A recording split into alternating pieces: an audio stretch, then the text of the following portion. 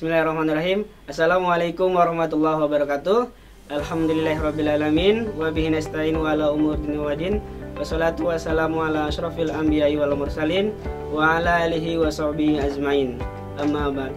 Puji syukur kehadirat Allah Subhanahu wa taala sehingga kita bertemu kembali di pembelajaran matematika. Baik, sebelum mulai kita berdoa dulu. Berdoa mulai. Bismillahirrahmanirrahim. Rabbi jidni ilman warzuqni fahman waj'alni minas sholihin. Amin ya Allah ya rabbal alamin. Baik, bagaimana kabarnya anak-anak? Sehat semua ya? Alhamdulillahirabbil alamin. Sebelum mulai pembelajaran, kita terlebih dahulu yel-yel dulu ya. Cerdas cendekia bersama Alfida. Fikir zikir bismillah, Allahu akbar. Baik, sebelum mulai kita bacakan dulu ya surah Al-Baqarah ayat 32. A'udzu billahi minasyaitonir rajim. Bismillahirrahmanirrahim. Qalu subhanaka la ilma lana illa ma 'allamtana innaka antal alimul hakim. Shadaqallahul azim, yang artinya, Maha suci Engkau, tidak ada yang kami ketahui selain dari apa yang telah Engkau ajarkan kepada kami. Sesungguhnya Engkaulah yang Maha mengetahui lagi Maha bijaksana. Alhamdulillah. Sekarang kita akan menuju materi. Tujuan pembelajaran kali ini kita akan mempelajari tentang nilai mutlak. Oke, tujuan pembelajaran yaitu setelah pembelajaran peserta didik diharapkan untuk memahami konsep nilai mutlak. Kemudian yang kedua, dapat menyelesaikan persamaan nilai mutlak linear satu variabel. Ini yang akan kita bahas dalam pertemuan kali ini. Ada dua ya, yaitu memahami konsep nilai mutlak dan menyelesaikan persamaan nilai mutlak linear satu variabel. Baik, kita lanjut ya. Konsep nilai mutlak. Nah, pasti kita sering namanya ekstrakurikuler ya, atau sekarang pembelajaran pramuka. Dalam pembelajaran pramuka ada yang namanya gerak jalan. Ya, ada yang gerak jalan, maju 4 langkah jalan. Nah, seperti itu ya, atau mundur 3 langkah jalan. Nah, ini adalah satu konsep dari nilai mutlak. Ketika maju 4 langkah, berarti maju 4 langkah. Nah, nilai mutlaknya adalah 4 langkah. Untuk majunya atau mundurnya itu tidak ditentukan, hanya dilihatnya 4 langkah saja ya. Jadi untuk nilai mutlak ini hanya yang dilihat hanya nilainya, bukan arahnya. Mau maju atau mundur tidak dihiraukan, yang penting nilainya dapat gitu ya. Oke. Kemudian baik, sekarang baris bilangan ya. Kita melihat tentang konsep nilai mutlak dari sebuah baris bilangan. Ini adalah sebuah lambang dari nilai mutlak ya. Garis tegak 2 ini nilai mutlak. Dibacanya nilai mutlak 3 adalah 3 ya. Berarti nilai mutlak ini pindah dari angka 0 pindah menuju ke nilai 3. Pindahnya 1, 2, 3. Berarti perpindahannya bernilai 3. Kemudian untuk nilai mutlak 0 yaitu sama dengan 0. Berarti nilai mutlaknya tidak pindah ya, berdiam diri di 0. Lalu nilai mutlak negatif 3 sama dengan 3. Berarti nilai mutlaknya bergerak ke arah kiri menuju minus ya. 1, 2, 3 sebanyak 3 langkah. Jadi nilai mutlaknya hanya diambil poinnya saja atau nilainya saja ya, tidak diambil minus ataupun positif. Kemudian kita perhatikan ya untuk tabel nilai mutlak. Bilangan non negatif ya, misalkan 0, 2, 3 dan 5. Kemudian nilai mutlaknya pasti 0, 2, 3 dan 5. Sama ya. Begitu juga dengan bilangan negatif. Misalkan min 2, min 3, min 4 dan min 5. Nilai mutlaknya tadinya min 2 menjadi 2, positif 2 ya. Tadinya negatif 3 menjadi positif 3. Negatif 4 menjadi positif 4. Dan negatif 5 menjadi positif 5. Nah, dari tabel ini kita bisa menyimpulkan bilangan tersebut nilai mutlak tidak mungkin bernilai negatif, tetapi mungkin saja bernilai 0. Atau bisa didefinisikan nilai mutlak X dengan X jika X-nya itu lebih dari 0, ya. Jika X-nya lebih dari 0, atau nilai mutlak X dengan nilai minus X jika X-nya kurang dari 0. Oke, ini definisinya. Kemudian kita lanjut yang kedua, yaitu persamaan nilai mutlak linear satu variabel. Oke, kita contoh ya. Contoh pertama, tentukan nilai X jika ada yang memenuhi setiap persamaan berikut. A. Nilai mutlak 2X min 1 sama dengan 7. Dan B. Nilai mutlak X min 3 ditambah nilai mutlak 2X min 8 sama dengan 5. Oke. Nah, ini aturan yang akan kita pakai ya. Aturannya adalah nilai mutlak Fx dengan K konstanta, maka cara pengerjaannya adalah dua cara, yaitu dengan Fx sama dengan K atau Fx sama dengan minus K. Jadi ada yang positif dan ada yang negatif. Dari nilai mutlak 2X min 1 sama dengan 7, nah ini kita bisa bikin dua nih. Ya, kita ambil dulu yang positifnya. 2X min 1 sama dengan 7. Setelah ini X-nya harus kita sendirikan ya. Berarti nilai 1 dan 2 harus pindah ruas ke sebelah kanan. Min 1 pindah ruas menjadi plus 1. 7 ditambah 1 sama dengan 8. 2-nya pindah ruas menjadi pembagian. 8 dibagi 2 hasilnya adalah 4. Ini untuk yang positif. Baik, setelah yang positif kita ubah menjadi yang negatif. Yang kedua ya, bentuk yang kedua. Setelah bentuk yang pertama positif, kemudian bentuk kedua yaitu negatif, 7-nya kita ubah menjadi negatif ya. Untuk nilai mutlak yang di dalam tetap ya. Oke, hanya yang diubah nilai konstantanya saja sesuai dengan peraturan yang ada. 2X dikurang 1 sama dengan minus 7. Nah, setelah ini biasa kita harus X-nya sendiri ya. Yang lain kita pindah ruaskan ke sebelah kanan. 2X sama dengan minus 7 ditambah 1. Minus 1 pindah ruas menjadi plus 1. Min 7 tambah 1 hasilnya minus 6. 2-nya pindah ruas kita bagi menjadi minus 6 dibagi 2. Hasilnya adalah minus 3.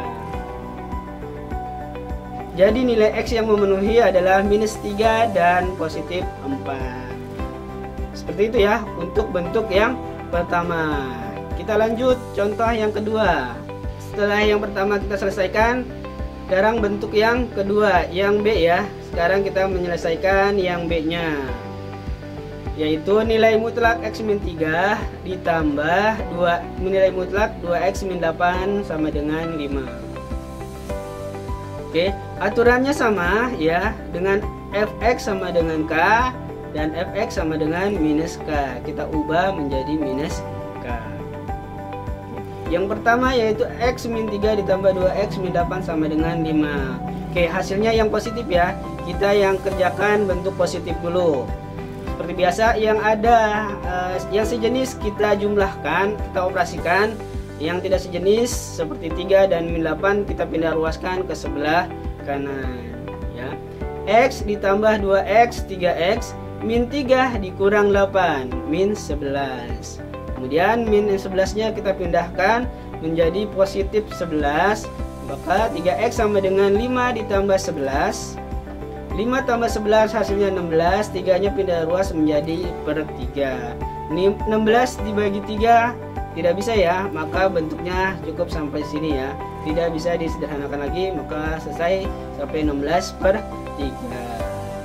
Setelah bentuk pertama sudah, kita ubah lagi ke bentuk yang kedua, yaitu bentuk yang negatif ya, yaitu X min 3 ditambah 2X min 8 sama dengan negatif 5.